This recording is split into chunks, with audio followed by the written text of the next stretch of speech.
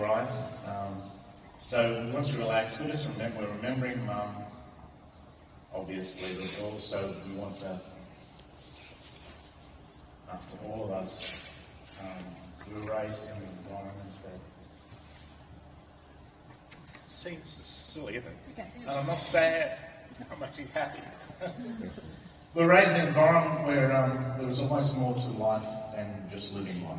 Understand? We were always taught to look forward and look beyond life as it is, and look to what happens when someone's doing this and you're the picture on the wall. What's going on with you then? You know. And we were raised to live and understand the world that way. So we're just going to remember, and we're a bit of a musical family, so family singing and doing those things families do, because Grandma Gigi to the great-grandkids, Mum, Daphne, she who must be obeyed to Dad, Sometimes. Tino to her family. She left us in no doubt about a significant portion of content she wanted at the memorial. And so we're just going to honour her with that and just have a nice time together. So this is our quirky family with our amazing Mum and wonderful friends. We thank you so much for coming. And we're just, where are you, Katie and Pete? They're going to come up and sing, and Donis. They're going to come up here and sing and grab some microphones. We're just going to get started. We're going to be really relaxed and enjoy ourselves. Oh, yeah, and, you know, if you, by all means, take photos and video, maybe turn the sound down or something. Love is come up, guys.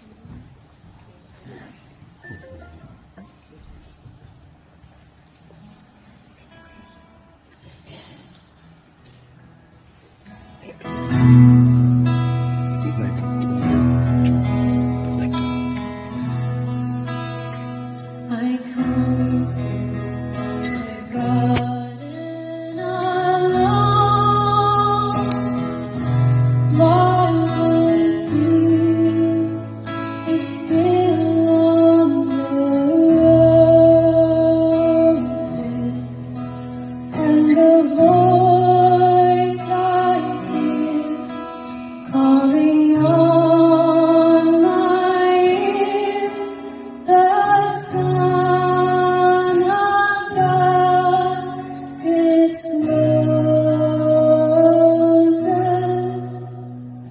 and He walks with me, and He talks with me, and He tells me I am His own.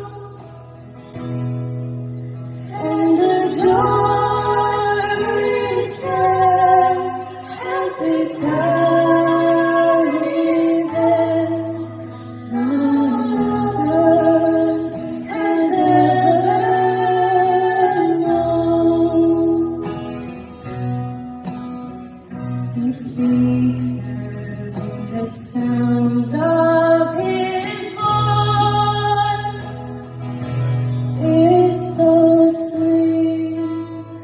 The birds hush their singing,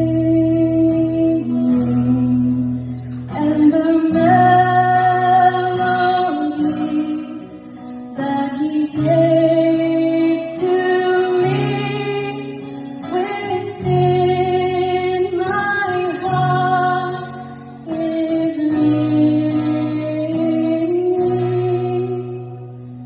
And He walks with me, and He talks with me, and He tells me I am His own. And the joy we share as we tarry there, no other has ever known. And He walks with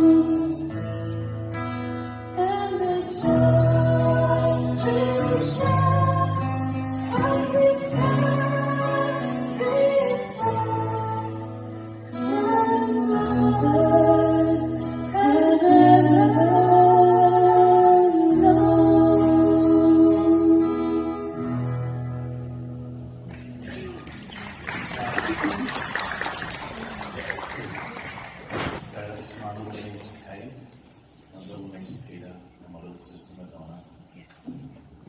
And Andrew's got to get up and talk after his girls just sang on that. I meant to mention that that song described... Speak up. I meant to mention that song described how our mum was with the Lord. She would often go into that garden and talk about it later, and I'll be better at it later. But that song was expressive of how mum lived her life. When she could get time on her own just to be with her and Jesus, that's what she did. And much to our chagrin as young people, and much to our great blessing, once our brains actually connected with whatever needed to be connected with. Brother Andrew's going to share some words. Come on now. Thank you, John. What a day. My family and I, my wife Jan, and my 4 children, so Peter and Kate, whom you just heard sing. My second eldest daughter Emma, sitting next to Peter, and sitting next to Emma is her husband Branson. And sitting next to Branson is my son, my youngest, Jonathan, 91. We've lived in the Territory since 1997 and answered the call of God to go there. And I think for a lot of years, Mum prayed relentlessly for a lot of people, but for me in particular. Yeah, amen. The one time they grew with me. As a young bloke, I couldn't wait. As soon as I turned 17, I got out of home, joined the army, something I wanted to do all my life. And Mum and Dad, it was funny, when I said to Mum and Dad I want to enlist in the army, Mum said, no way, you're not doing that. And Dad went, it's okay, lovely. She's nearly blind in one eye. There's no way they'll accept it. Her business is on my heart for as long as I can remember. And I went along and had the physical. And next thing you get a letter saying, get your parents to sign this, because I was only 17. Get your parents to sign this and show up at Roma Street Forum on this day and jump on a train to Kaputa for recruit training. And when I went home, Mum had a major connection. She just about went to meltdown, couldn't believe it. Mum spent the next 12 months of her life not just praying for me, but she bugged the living daylights out of every politician, every official that she could find, at state level, at federal level. The federal minister for defence at the time was Jim Killen, some of you will remember. I don't know if Mum ever knew how many letters she wrote to him saying, you made a mistake, this lad should not be in the army. I'm enjoying army life, not knowing what's going on in the background. And I got called by the adjutant, the captain, one day at Pakapani, and he said, go see a doctor. What for? Just go see the doctor. And I walked in, and he walked straight up to me, looked at my left eye, and he went, welcome to City Street. I was heartbroken. Mum told me that story about 18 months ago. I knew she had some dealings in it, but she told me that story about 18 months ago. And honestly, I didn't know whether to yell at her or laugh. I was heartbroken. I loved the military. But Mum's greatest concern was that all of her children should serve the Lord. I would ring Mum and say, hey Mum, my unit's going to Genoa to fight bushfires. And I was excited. Mum was terrified. And I didn't know, while we're in a truck heading off to fight bushfires, Mum's on her knees crying out to God to preserve the life of her son because he has a call on his life.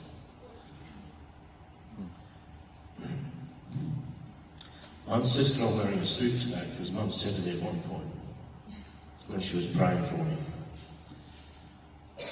she said, I saw you dressed in a suit, standing behind a pulpit, preaching the gospel. And at the time I thought, I might be dreaming. I gave my heart to the Lord in 1989 properly, and I married this wonderful woman in 1991, and we've been serving the Lord ever since. We've been in ministry ever since, and I wear suits a lot. But today, this suit is to say that the effectual and fervent prayers of a righteous saint avail much. And it is because of God's grace and his love and his mercy that I'm standing here today with the most amazing family in the world. Serving the Lord my God in Katherine in the Northern Territory and loving every second of it. I'm shaking. I never shake. I stand up in front of people and speak every single week, but today I'm shaking. So anyway, but a couple more things to finish off. The most significant thing I think I learned from Mum is that every circumstance is temporal. It's temporary, it doesn't matter what it is. But every circumstance is subject to the name of Jesus. There is no circumstance, there is no condition that is not subject to the name of Jesus. Everything that the world says cannot change is standing in direct defiance to the Word of God and to the name of Jesus. With man, things seem impossible, but with God, all things are possible. Come on, saints, give me an amen. Come on. Amen. Come on. You know what? We love God. If you want to say amen, if you want to vocalise somehow today, then go for your life and do it. One thing Mum wanted today, she wanted a celebration of her life, and she wanted us to celebrate the goodness of God. And we're not sitting here grieving and mourning her Mum. I would ring Mum and talk to her, and we talk on the phone sometimes for 45 minutes. That became rather difficult in the last couple of months of her life. But she'd always start a conversation with Andrew, those angels still haven't finished my mansion, I wish they'd hurry up. All she wanted to do was go home and be with the Lord. She'd had enough, 95 years, or 1923, she's seen so much. But Andrew, I wish they'd hurry up. When the family rang me and said, you know, Mum's gone home, I think the comment I made was, well, the angels have finally finished a mansion, I guess. Yeah. And off she stepped. And she simply took off her earth suit and stepped into her new address where she'll be for eternity with her Lord and Saviour. I want to honour Mum today. All of her children, all of her grandchildren love and serve the Lord. Yeah. What a legacy. Mum and my dad, Arthur, didn't know at the time how blessed we were. But my goodness. Praise God. I don't want to say too much because John will cry through some of this later. Praise God. So I want to finish today by saying that we've had the honour of being raised by parents who didn't put up with rubbish, who loved us and who taught us the ways of the Lord. And if you want to leave your kids an inheritance, oh my goodness, there's an inheritance to be proud of. Thank you, Jesus. Glory to God.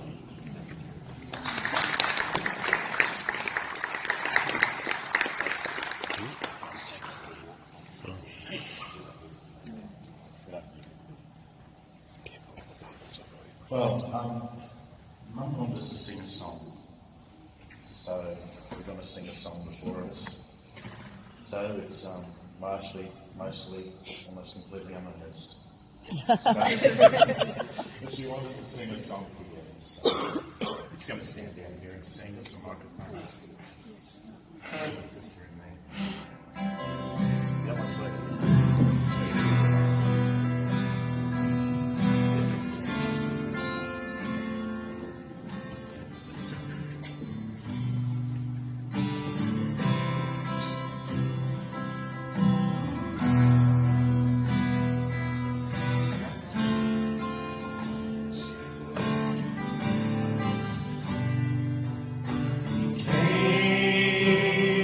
To my life.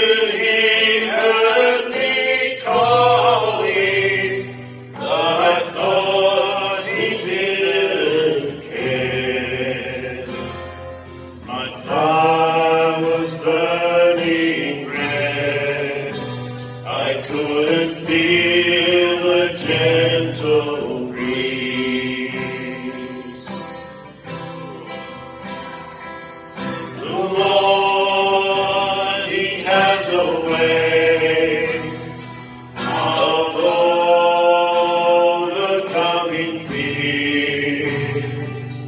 His breeze blew no harder, but I felt him coming near. He said to me, I love you, son, let my breeze blow on your face. I felt his love flow in, just like a gentle breeze.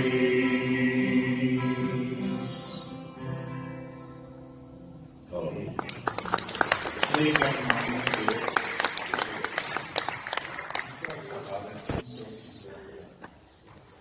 So, just checking the time. So, seeing as I'm the oldest and had to break all the new ground, how many of you here are the oldest in a family? How many of you had to find out how to be the first one to stay out past 8 o'clock at night and all that sort of stuff? Mum was an uncomplicated lady in a lot of ways, but she knew what she knew. She certainly knew what she wanted, and she knew what she wanted everyone else to do too. Mum was good at giving instructions, as you can tell we're following some of them still. She was quite a disciplinarian with us kids. Being the sort of children we were, particularly the boys, she had her work cut out keeping us in line. So possibly the most frequently uttered phrase in our early childhood was, wait until your father gets home. That sort of thing, you know. My earliest memory of my mother is I can see her collecting what I later could understand the pots and pans, from me throwing pots and pans down the back steps when the boys weren't very old, you know. There's 14 months between me and my brothers, Andrew and Des, and there's 15 months between Andrew and Des and Madonna. Mum was 37 when she got married, 38 when she had me, 41 just when she had Madonna. Dad was 44 when he got married, 45 with me, 48 with Donna. So our parents were like most of the kids you went to school with, were like their grandparent sort of age, you see. And we had some interesting times with Mum. So we were going to school and that with kids whose parents were, you know, generationally 18, 20 years different to my mum and dad. And so some of the discipline and the ways they looked at the world harkened back just a little bit further than a lot of our contemporaries, which we really, well, I'll speak for myself, I really disliked, wasn't in favour of, and had a lot of opinions about, but I look back upon it and thank God for it with every fibre of my being. When Mum was younger, I'm going to mention a couple of denominations here because Mum didn't mind talking things. So when Mum was younger, Mum was raised Presbyterian, as far as we understand. She didn't tell us too much about that. So we've got a young Scottish lass here looking at the whole Presbyterian things, You know how many Presbyterians it takes to change a light bulb? Oh, don't. Sorry, Presbyterians change.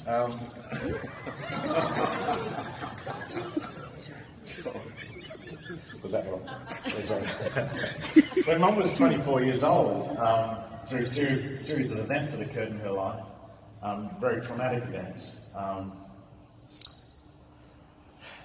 she found herself walking into a Catholic church. And in that Catholic church was a very godly man, a guy called, a priest called Father Ella.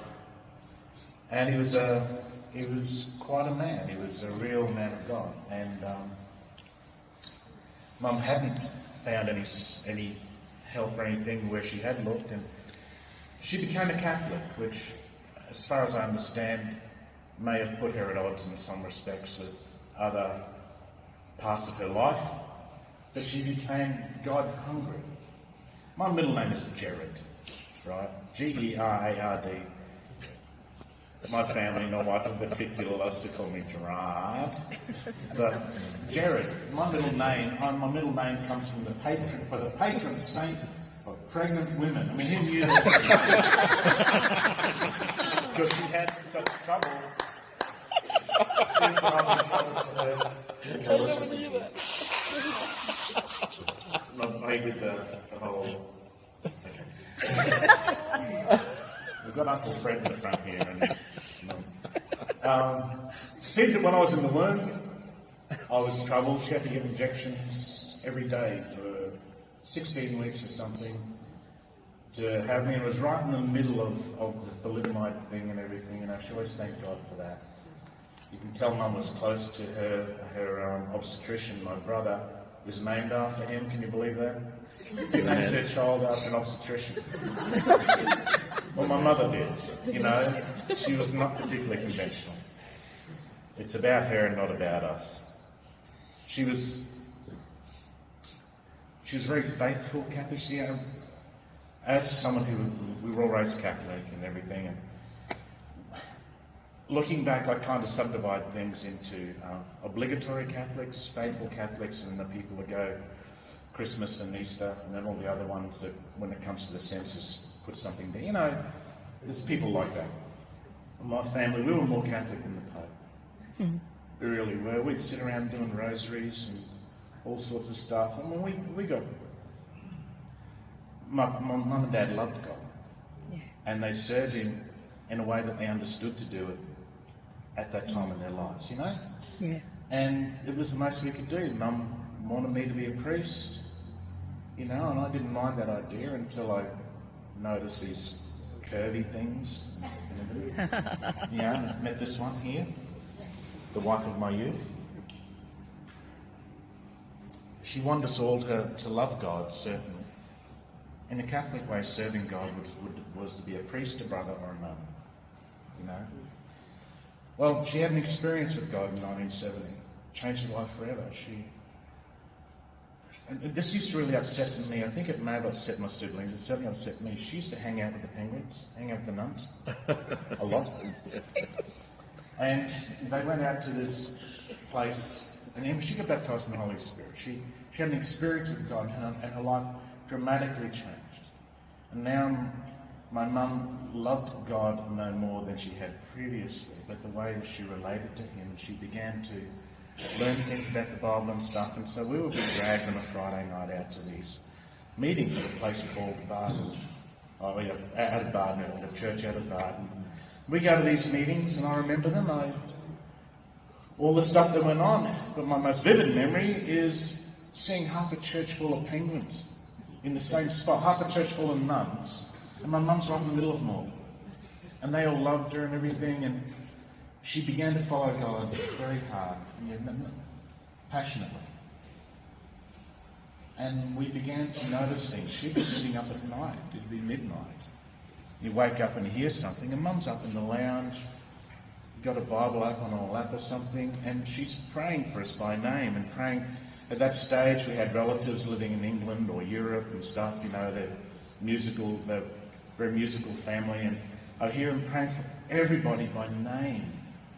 And we never prayed for anyone by name. We always did the whole, what we'd say next sort of thing, you know. And our memories of our mum and dad don't just amount to them praying or something. I don't want to give that impression.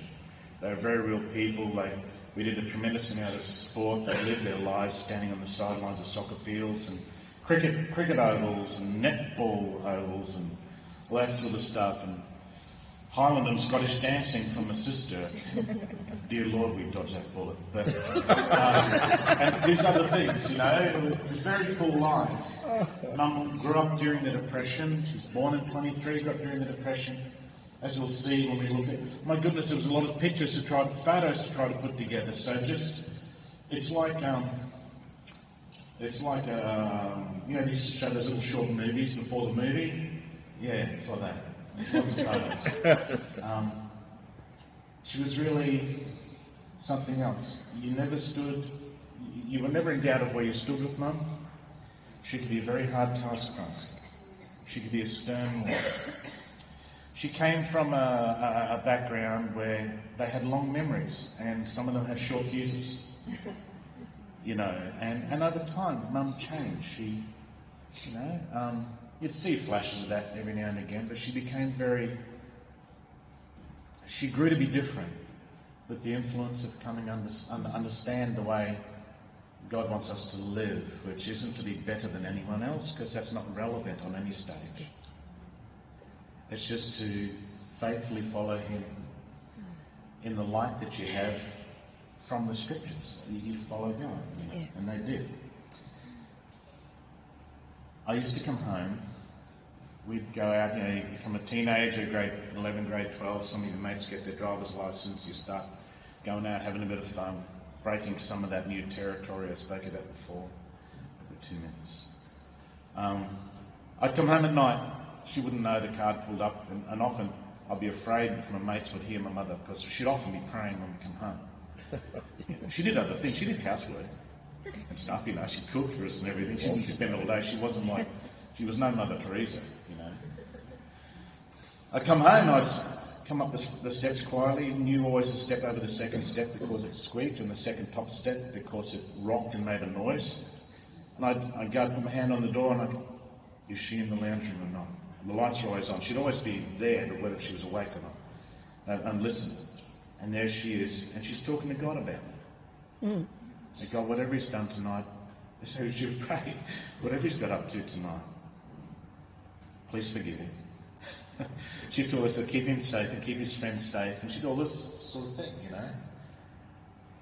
I resented it. At the age I was, I didn't understand what a singular position we stood in to have someone like that watch over us. Yeah. And my dad wasn't much different. My dad didn't burn the night oil. He was a during the day guy. In later years, as Mum lived with us for a few years, and she lived with Pastor Annis down the coast for a while. She had a lovely time with Annis and Madonna for so long, and then Rod's come along, and he'll share a couple of memories with you soon. She was very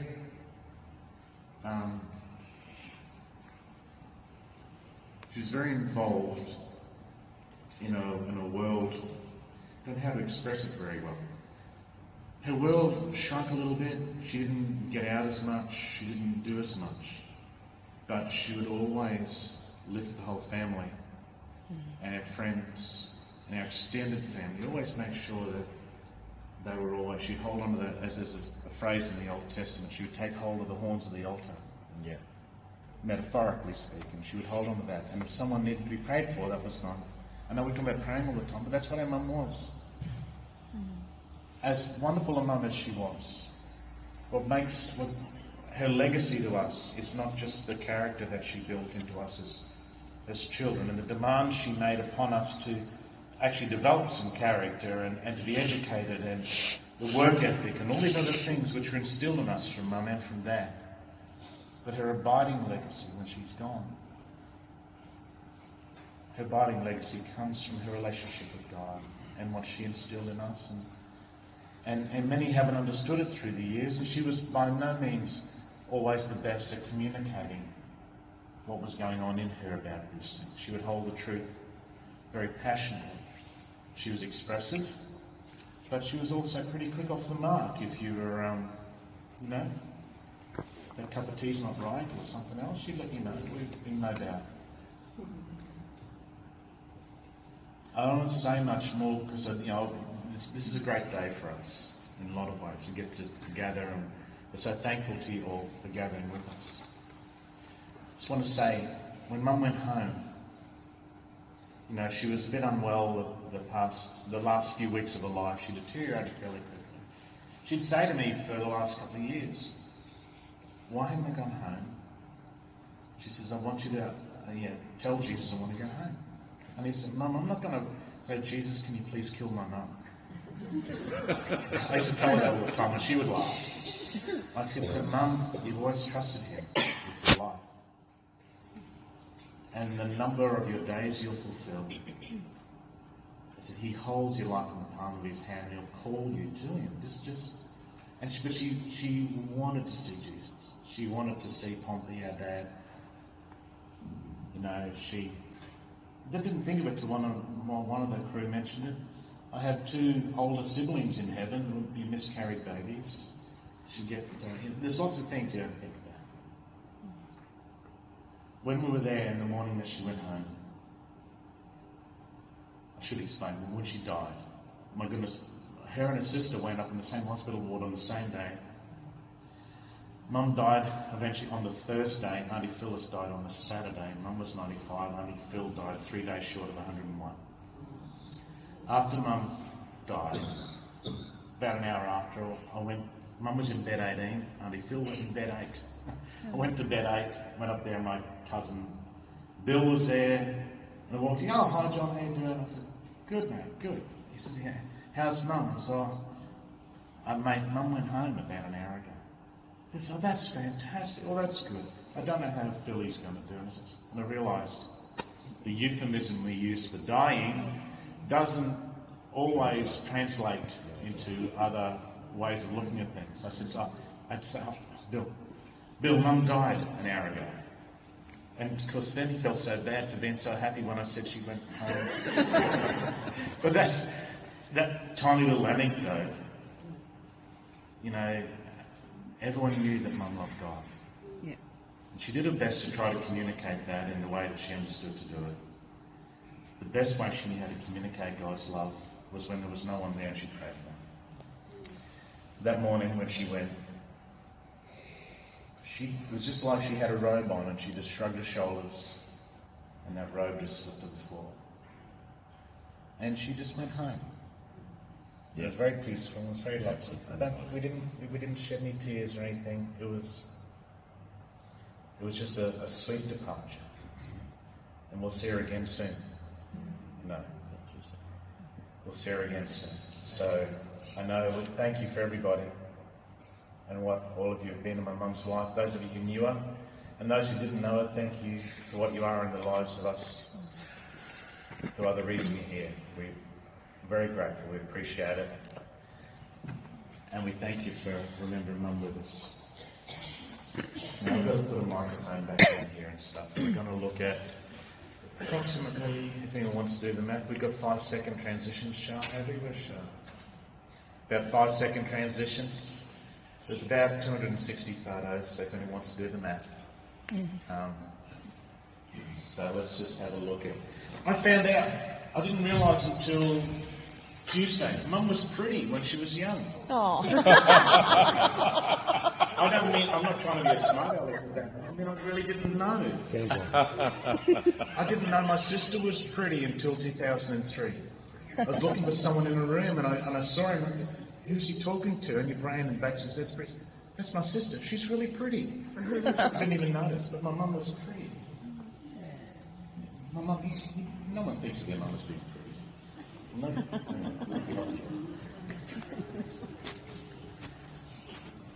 That's a really good setup, wasn't it? I'm trying not to cry, all right?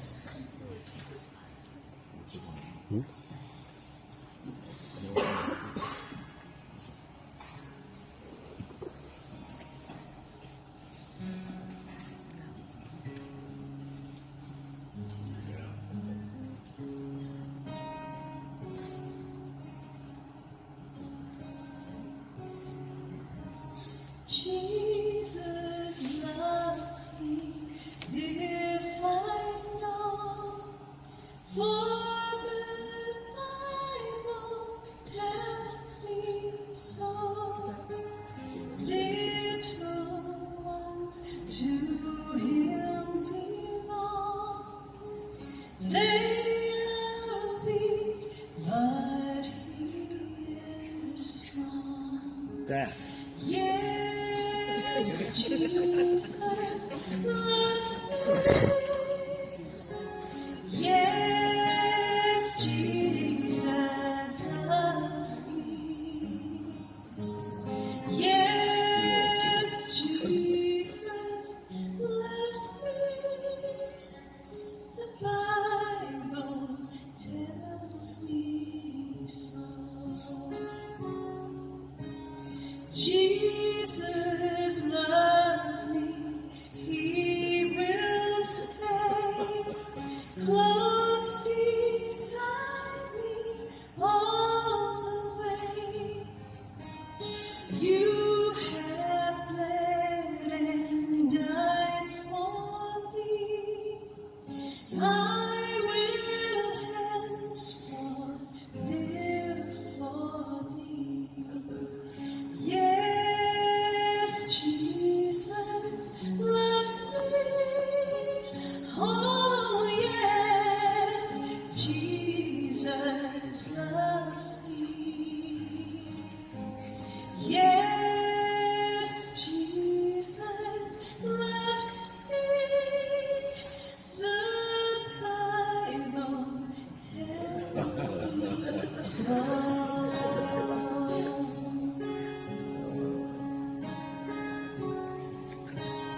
Jesus loves me still today, walking with me on my way, wanting and to be light and love to all who live.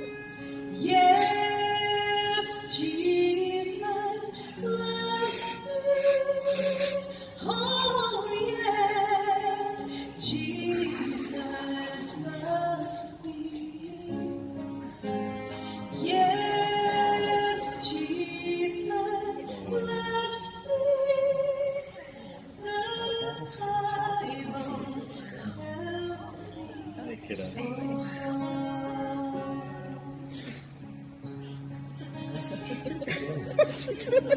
Jesus loves me, he who died, heaven seems to open wide.